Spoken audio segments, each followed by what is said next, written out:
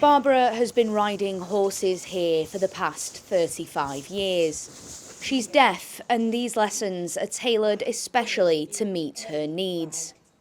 But soon she may need to find a new hobby.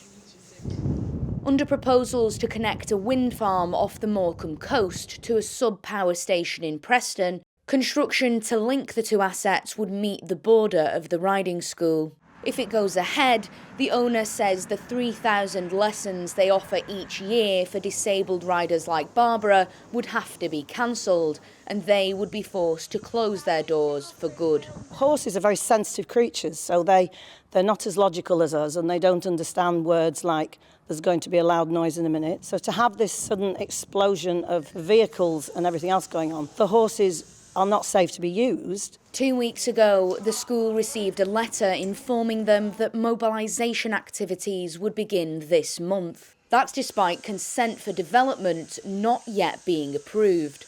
How is it allowed to happen? How are big companies allowed to do this?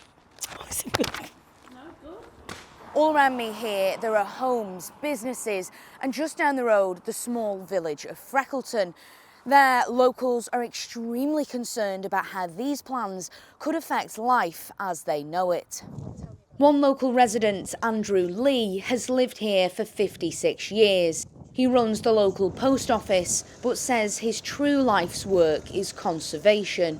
I did a bird survey over the last 20 years on this ground, and it includes 100 species of birds. Plus, we've got a massive brown hare population. What they're going to do, they're going to just wipe everything out. Despite concerns, developers say they'll make an important contribution to the UK's offshore wind target. In fact, they promised the wind farms would harness enough electricity to power the equivalent of 2 million homes. We're not saying no to the wind farm. What we're saying no to is the cable corridor.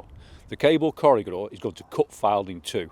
It's not a case of can we do it, it's a case we are doing it, full stop, and it's just wrong. In a statement to GBNews, the developers said, "All feedback we have received has been considered to date and helped inform our design process. We understand there are local concerns and these will be addressed in due course." And yet, for the local residents, they feel they're being listened to but not heard. The noise and the land and the site and the ugliness of it, if I'm honest, really do concern me. This is going to change the whole landscape around here and become much more of an industrialised area. So absolutely, yeah, we would probably move away. It seems to be being done in the cheapest possible way to suit the companies.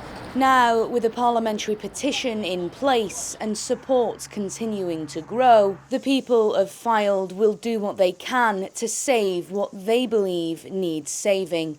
Sophie Reaper, GB News.